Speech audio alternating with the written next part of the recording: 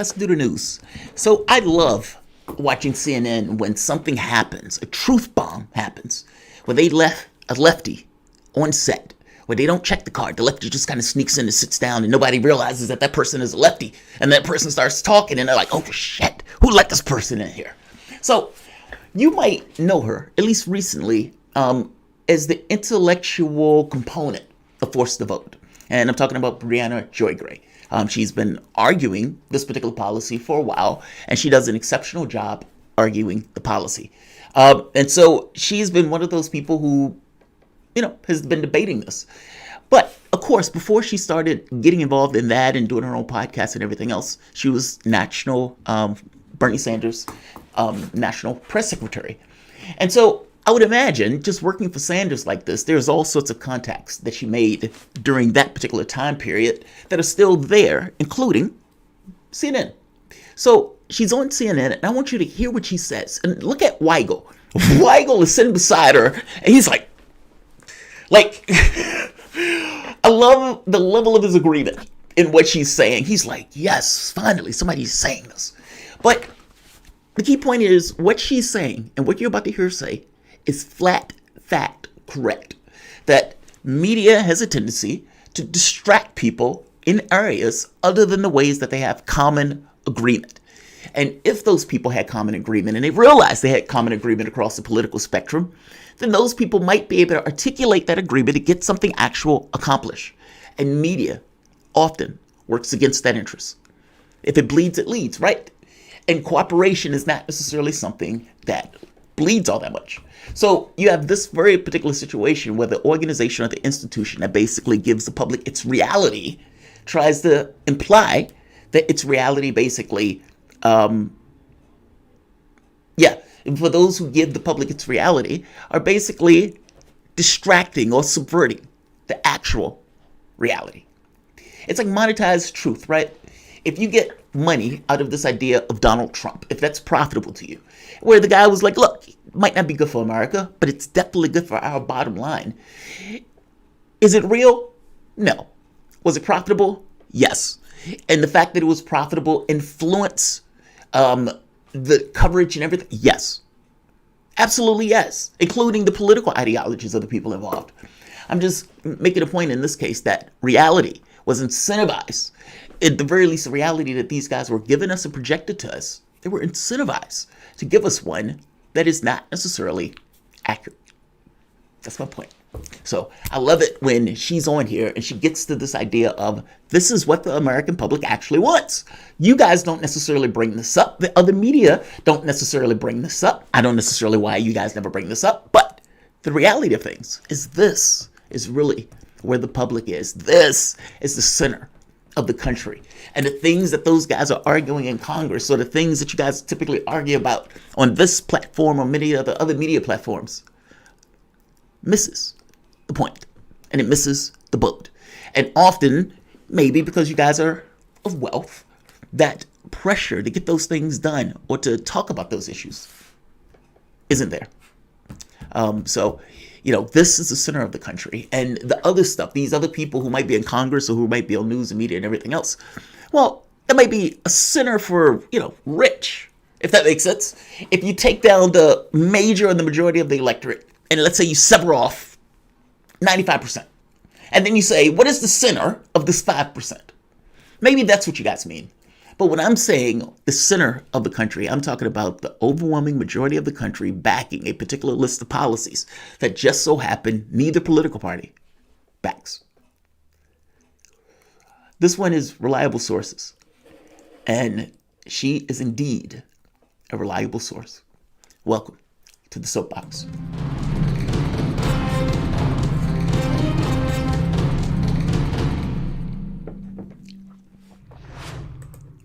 My name is Jamarl Thomas. This is the Progressive Soapbox. Guys, if you dig this content, please like, share, and subscribe. You can always support this content through PayPal or Patreon. This content is brought to you by you, and I appreciate you the opportunity for allowing me to do it. I got distracted. I don't know if you guys have ever seen the Lawrence O'Donnell clip where there's banging upstairs or something like that. And he's like, cut the knocking, cut the knocking. He starts screaming and cursing. Because when you're trying to have a certain flow of thought, things that intrude don't necessarily, it screws with it. All right, but here's the clip. Briahna Joy Gray, CNN. I don't even know if I don't remember entirely if she even addressed his question. But let's hear the clip. She does address it, but she addresses it in a different way. Let's play it. It's also podcasts, etc. And Briahna, that's why voices like yours, I think, need to be on cable news. Sometimes it seems like Fox talks more about progressives, but with a boogeyman, filter versus other news outlets, Briahna. Yeah, occasionally that's true. Look, the reality is that you're much more likely to see Fox have someone like Glenn Greenwald on to talk about a progressive issue like Julian Assange and press freedoms than you are a network like CNN or MSNBC sometimes. But the reality is that the division between Fox and the liberal networks is fiction in large part when it comes down to what people in their homes are actually thinking about. There's actually a lot more unity among Americans when it comes to the issues. 3/4 of Americans. Did you see Weigel? He's clapping. I don't know if you saw that. Wait a minute. Oh, watch this. Watch this. Is that him clapping? 3/4 of Americans favoring a wealth tax. Majorities of people in their homes are actually thinking about. There's actually a lot more unity among Americans when it comes to the issues. 3/4 of Americans. Dave Weigel's clapping. He is clapping. I was like, I know I'm not seeing something. I must be seeing a ghost. I could have swore. Oh, that's awesome. He's so ecstatic. He's like, she's right. She's saying something that's so true. I can't change my facial expression. However, my porn star mustache prevents me from changing my facial expression. However, I will applaud because she is right. Let's start from the beginning. I'm sorry. It's also podcasts, etc. And Briahna, that's why voices like yours, I think, need to be on cable news. Sometimes it seems like Fox talks more about progressives, but with a boogeyman, filter versus other news outlets, Briahna. Yeah, occasionally that's true. Look, the reality is that you're much more likely to see Fox have someone like Glenn Greenwald on to talk about a progressive issue like Julian Assange and press freedoms than you are a network like CNN or MSNBC sometimes. But the reality is that the division between Fox and the liberal networks is fiction in large part when it comes down to what people in their homes are actually thinking about. There's actually a lot more unity among Americans when it comes to the issues. 3/4 of Americans favoring a wealth tax. Majorities of Democrats and Republicans supporting Medicare for all, majorities of all Americans supporting a living wage, etc. And so what people are looking for is fewer networks that push us into our balkanized categories, and more that are willing to talk about the fact that kind of corporate capture of Congress, both parties, is really motivating why these kinds of issues aren't being delivered, especially in a time of immense crisis. Bam. Perfect. Perfect. And she's absolutely right. She's absolutely right.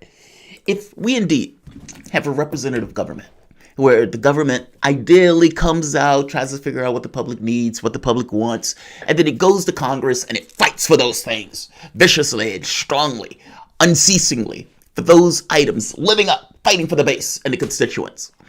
That's not the way politics works.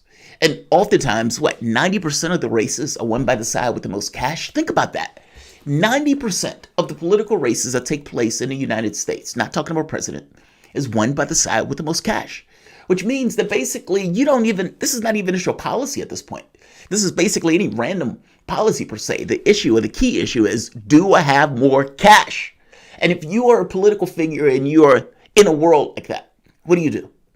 Do you accrue and gravitate more so to those people of means, considering that is the key and sole determining factor about whether or not you're going to win your race? Yes.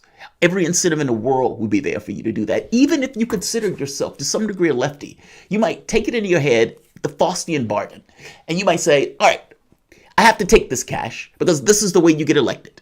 And I can do incremental stuff around the edges as long as it doesn't interrupt this cash flow. Because if it interrupts the cash flow, I can't do any of my lefty stuff.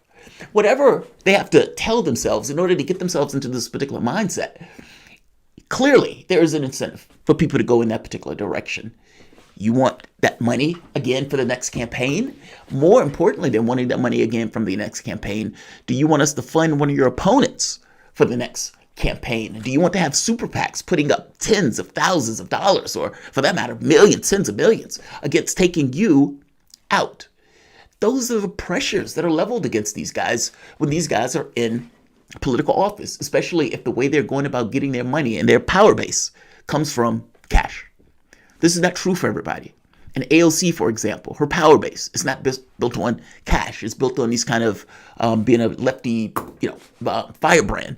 Same thing with Sanders. Sanders, small ticket donations or small dollar donations basically build up his power base. But think of the other Democrats and think of the leverage that is exerted on those Democrats when they need to get certain cash from their particular areas, and other people have things that they want.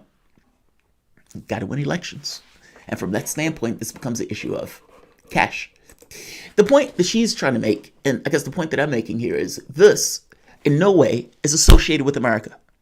And there needs to be understood and explained why these things don't match up. If indeed we have a representative government, how do we have a situation where 72% of the public want to expand Social Security, 69% want to expand Medicare for all, 67% want a $15 an hour minimum wage, 67% want to legalize marijuana, and I would wager that number is even higher.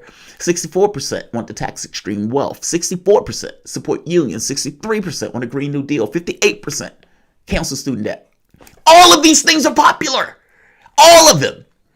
And this is not just Democrats. This is America. You realize even in South Carolina, when they had that particular election, despite the fact that Joe Biden won that election, Medicare for all still ended up coming up as number one from the standpoint of what those people wanted in South Carolina from the standpoint of healthcare. These are dramatically popular. So now, how do the political leaders justify operating in a way that doesn't necessarily attend to any of these demands? The $15 minimum wage thing, I strongly suspect Republicans are going to fight tooth and nail on that front. That's something that Joe Biden said he was going to do. He should do it. But all of these should be done. The expanding Social Security, the Medicare for all, the $15 minimum wage. Look at what we're in. Look at the level of damage that has been done to this particular country over the course of these last year or so, just with COVID. And that's not even dealing with the 42% of the public that was at poverty wage at $18,000 a year before COVID hit. It's only gotten worse. It's only gone downhill. And granted, I'm saying that from the standpoint of many Americans who didn't have the luxury of being able to work from home, or who lost their jobs, or who are about to get evicted, or who didn't know where their next meal was going to come from. I'm saying that the people who are put in those offices, it is very clear what the American public wants. And those things are not even put on the marquee to discuss. So yes, America wants those things. No, nobody's going to propose it. Nobody's going to put it up. Nobody's going to do anything about it. And because it sits out of the bounds of conversation, then nothing can be done on it. And whether that's media or whether that's the political class, the media class basically feeds off of the political class. All of these guys are basically wealthy. So you basically have talking heads that are paid by billionaires, every bit as much as politicians are paid by billionaires, to go out and do what? They're going to talk about the things of their interest. Does it interest these guys, Medicare for all? Why would it? They can pay for their health care. Millions of dollars in the bank. Does it interest these guys to paying for their kids or to get college debt forgiveness and cancellation? No, not really. They can pay for their kids' school. I'm making the point that it is likely, well, I would argue that more likely than not, that part and parcel to the reason that media doesn't focus on those things is A, profitability. That's one point. Two, advertisement and what they need to do for the various advertisement. But also, in somewhat more of a subtle case, it's not their concerns. You got millions of dollars in the bank. Why is it your concern? You can pay for your kids' college. You're not going to worry about going broke as you get older. You're not going to worry about, the marijuana or whatever else. You can live wherever you need to live in order to be able to do those things. Wealth gives you a certain space gap. And that's basically what we're seeing in our politics. Her point is that the political class and the media class often puts people in separate enclaves. And in putting those people in separate enclaves, they do a disservice to America as a whole. Because ultimately, if America does want to get various things accomplished, meaning the people in the public itself, then the media, you would think, would be able to kind of put news on things that people care about. They don't. They give the sugar. They give this guy got stabbed, this particular thing is taking place, this guy was about to bomb that other guy. And while all of those stories are stories and all of those things on some level are interesting, they're still making a choice. Billions of stories that you can cover. And they take their microscope and say, boom, this is what we want. So if I'm making a story on Medicare for all, that's because I care a lot about Medicare for all. When they're not making that story, it's because they don't. It is not in their fiscal interest from that standpoint. I mean, raising taxes in order to pay for that stuff. Again, they can afford it. So she's right. I mean, and that's not something you hear on CNN all that often. So I am glad she was able to go on CNN and basically tell the American public, this is what the American public wants. Good on her. Good on her. I'm going to be like Weigel, start clapping. Good on her. Yeah, hopefully they have her back. So Weigel was like, that was funny. All right, I'm going to end this. I'm going to say like, I'm going to say share, I'm going to say subscribe because I have a few more of these that I want to get in for the day. And I got to be honest, I might want to do this one again because this one has gone way too long, or longer than I wanted to go. So let's see. Jamarl, when Bai was debating, when Bai was debating Sam Cedar, she used a variation of your argument, one concentration camp less, did she? He had no direct response. That's funny. Yeah, because you guys may not know this. So Sam Cedar was a phone call.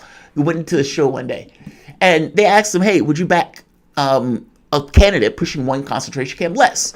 He said, "Of course, yes."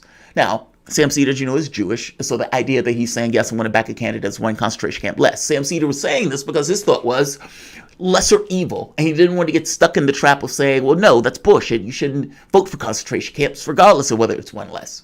Well, he didn't do that. He stuck his guns and basically said, yes, I would vote for a concentration camp. My point is, whatever that starts off as you progress through history, what seemed or started off as one concentration camp of a difference could grow.